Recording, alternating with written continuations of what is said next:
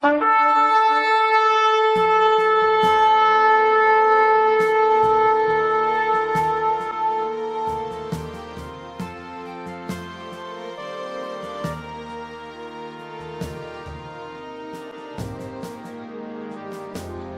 we will interrupt our studies of the book of Hebrews for another message, and Lord willing, after that we continue with Hebrews. But the title for today is Wisdom for the Young, and one of the reasons to do this now is because we have young people here, and there are not always so much opportunities to speak to them. So it's also a thing that as one grows older, and I do too, one thinks more about the past years, the youth, how it has been spent, what has been invested in those years, and how that pays off in later years. So all these things give food for thought, and of course the one place to go is the Bible, the Holy Scriptures, to see what it teaches us about that. And I sort of want to frame this with two questions, and this is certainly not for youth alone, absolutely not. It are questions that we have to ask ourselves as believers. And one is very obvious, and maybe you would say silly question, and that is, are you a Christian? Are you a Christian? And most of us, I assume that certainly watching this message would say, yes, of course I am. And then the next question is basically, it's the same question but packed in a different way, and that may make you think before you answer, I assume. And that is, how is your relationship with Jesus going? Because if you are a Christian, you have a relationship with Jesus. The word Christian says it, you are following Christ. And so, if you are in a relationship, you speak to Him, you hear Him speak to you, you read about Him, you're involved, you spend your time with His business. So how is your relationship with Jesus going? And that is something we have to ask ourselves every day, actually. So I get back to these questions, but that's kind of the framework. And I want to read from Solomon, the wisest man who ever lived. What does he say about this matter? And I want to read from Ecclesiastes chapter 11, and by exception I will not read it from the scriptures, but I made sort of my own translations or put it in my own words, you could say, and I did so purely to speak to the youth in particular. So I put it in very everyday popular language. And so I want to read from Ecclesiastes 11 verse 9, the first half of the verse, and it says there, in my words, "Be happy in your youth, follow your heart, and all the nice things you see, now that you are young." So that sounds very welcome to most young people. Do what you want, have fun. And it's really the spirit of this world and of our times. And this idea is promoted by media, by the music industry. Use alcohol, use drugs, try all kinds of sex. There is this slogan, try before you die. Or as the musician, singer Kesha sang some 10 years ago, I guess, live fast, die young. This echoes still today, die young. So why worry? And this is really part of the so-called youth culture. And parents and grandparents actually promote it. It is a me-first attitude where narcissism rules. Me, myself, and I. That's what it's all about. And so the wrong principles are taught to children. They think that youth is a time of carefree fun. And meanwhile, parents, school, the community, they will deal with the difficult stuff and the heavy stuff. But you, as a youth, enjoy it while you can and try to extend it as long as possible. Now, from a biblical perspective, this is the greatest nonsense. It's a lie. Youth is not a period of wild life that should be lived as long as possible, because adulthood is boring. Youth is not a period of irresponsibility. And the youth culture is really a death culture. In reality, and this is important, in reality youth is a very critical time. Physically, mentally and spiritually. It sets the stage for the rest of life. It's like the foundation of a house. So why did Solomon write what we just read? Well, that becomes clear if we read the rest, what follows. So I will read again, starting at chapter 9 and then chapter 11 verse 9, and then going on through chapter 12 verse 1, again in my words. Be happy in your youth, follow your heart and all the nice things you see, and now that you're young. But know that God will bring you into account for all of this. Remove evil from your heart and from your body, because youth will soon disappear. Seek God early, and life will be so much better. Solomon was wiser than the parents and educators of today, who support the youth culture. He does say, enjoy your youth, have fun, go after your desires. But he adds 3 warnings to it, and that makes a big difference. The first one is, know that God watches and will bring you into account for all of this. That changes really the whole perspective of pursuing joy and desires.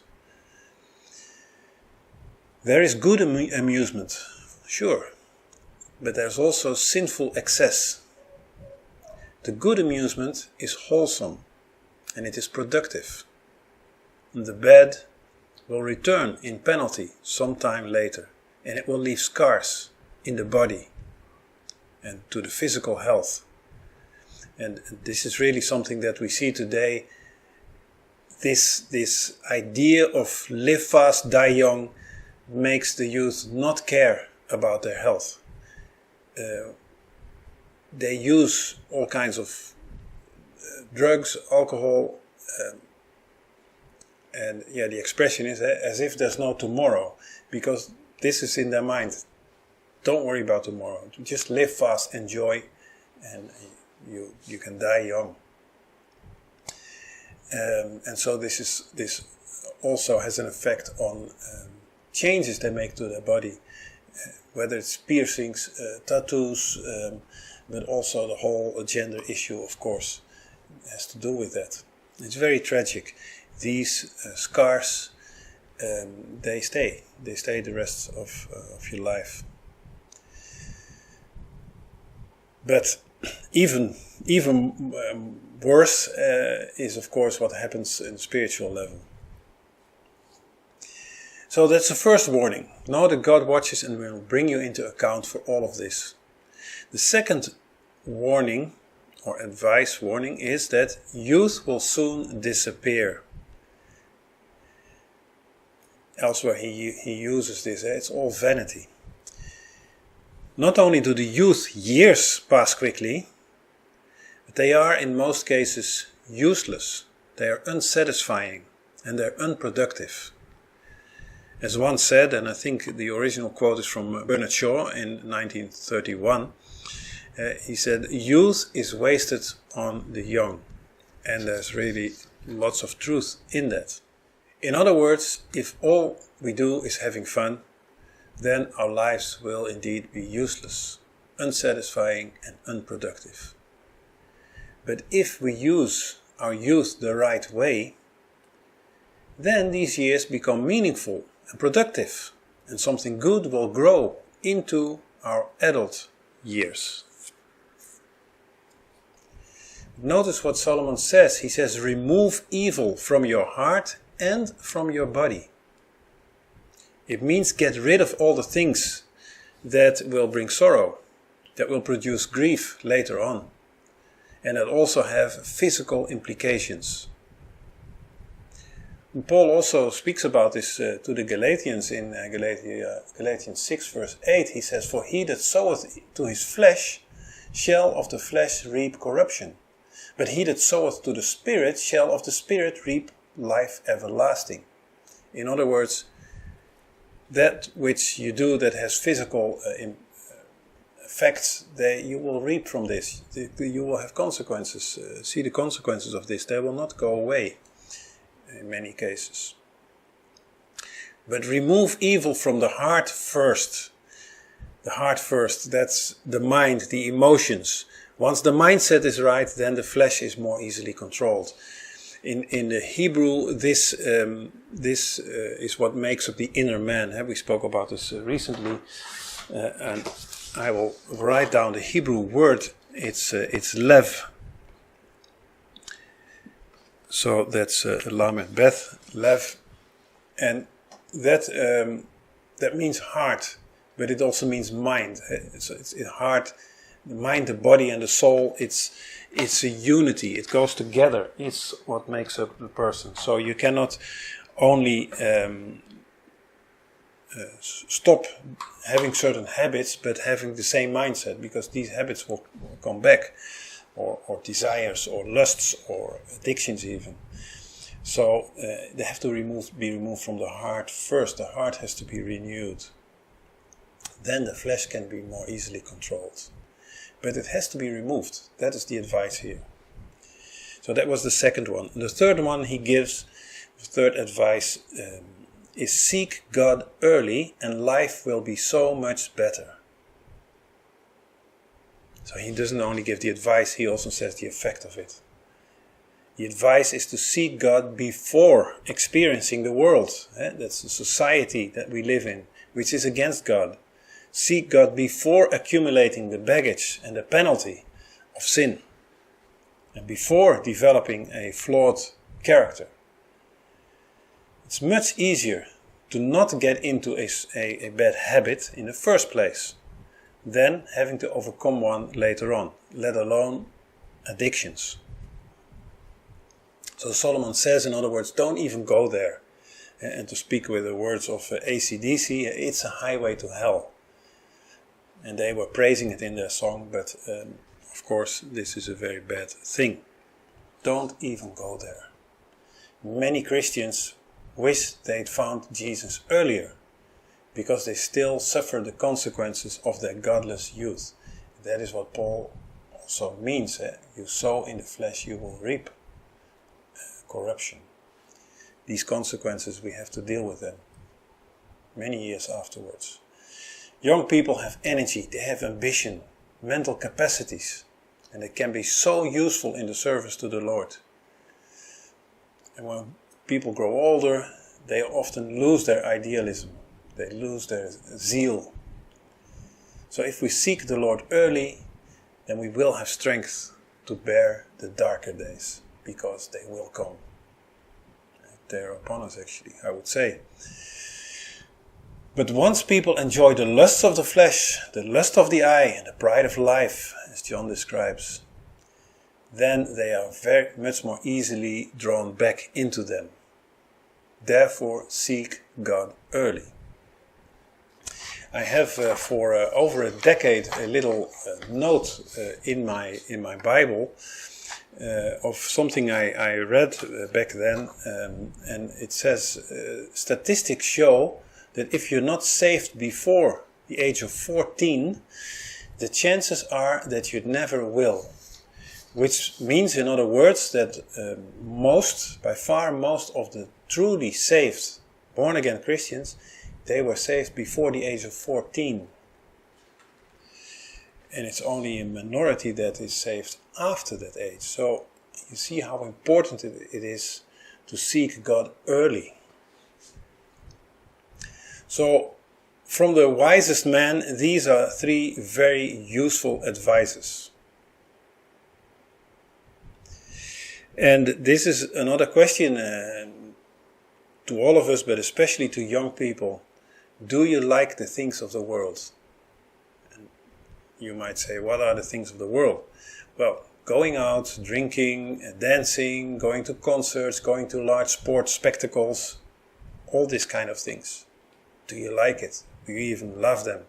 Desire to do them? Do you look forward to the weekend when you can go out with your friends? If so, you really have to examine yourself. James writes in James 4, verse 4, "Know you not that the friendship of the world is enmity with God?" So if you truly love these things, you like these things, then you're an enemy of God. That's quite shocking, I would say. And we don't like to think of ourselves like that. But this is the truth. It's hard to accept. But if we continue to read in James 4, 2 verses down, it says, "But God gives more grace." And then it gives also there a lot of advices. Submit to God, resist the devil, draw nigh to God, cleanse your hands, purify your heart, all these things. And then it says, "And He, God, will lift you up." So it's not just to condemn you, but it is actually to draw you out of this and to give hope and a blessed and eternal future. Speaking to the youth, I can say you are wonderful young people, and Jesus loves you and desires to hold your life. But Satan, at the same time, is priming a generation for the Antichrist. It's this generation, this current generation of young people. He, Satan, is the ruler of this world, the Bible says. And this culture, this world, it's like a spider's web. And to use this analogy of the web, you also have the World Wide Web, which is a very important tool that the enemy uses. But think of a spider's web, you must get out of the entanglement of this web. Why? For pure survival. It really made me think of a spider's web, and I was looking into this. And the spider does a lot of work to create this web, and actually it's quite a miraculous thing if you look at it. But in this analogy that I use, it's like the enemy who is doing lots of work to create this web. That is also impressive, by the way. But once you get in, once an insect flies into this web, the vibration of the web alerts the spider that a meal has just arrived. And the spider will quickly walk to the unfortunate insect and bites it, thereby injecting it with its poison, paralyzing it so that it will not be able to escape. And then it will turn it around and wrap it in its silk. And then the insect dies and will be eaten. The sticky web of the world is doing the same to us. It gets us, and then Satan will paralyze us with poison of lusts, addictions, and all these things. And then we get all wrapped into it, entangled, and escape is almost impossible. And eventually we die. Now, if you look at the spider's web, not all insects are caught in this web. There are 2 types of insects that can escape, and there is a beautiful picture and analogy to the Christian. 2 types can escape. The first are heavy insects, big and heavy insects, especially when they fly fast into the web with speed. They will simply break these thin threads and fly through it. And this weight is a type of the mature Christian, the Christian who has maturity, who has weight, not physical weight, but spiritual weight. And the movement, the fast movement, is activity. It's faith that is alive. It's not only accumulated knowledge, but it's living faith. Satan cannot catch this kind of Christians that are mature. They have the word ready as a counter weapon, as a sword to fight Satan. And their faith is alive. It's active. So this is one of the types of insects that can escape this web. Heavy insects. The other type is really the opposite. You wouldn't expect, but these are butterflies and moths, which are kind of butterflies. They are actually very light. They are feather light. They're also, due to their wing span, they are large, so they're easily. It's easy to be caught in a web. They run great risk of hitting a web. And they are light. This typifies the immature Christian, the young Christian, the baby Christian, the youth. They seem an easy prey for the enemy. But God in His grace has equipped them with a defense. If you look at butterflies and moths, their wings are covered with scales. And these scales easily come off. So when it hits a web, the scales, it will throw off its scales. The scales will stick to the web, but the insect itself, the butterfly, can escape.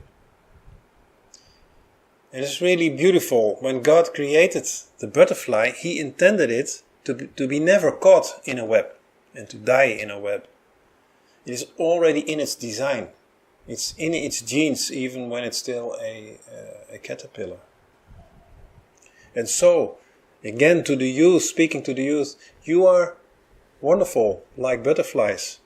God never intended you to get caught in the web of this world. But what you must do, if this happens, is throw off your scales. Throw off the scales that keep you stuck.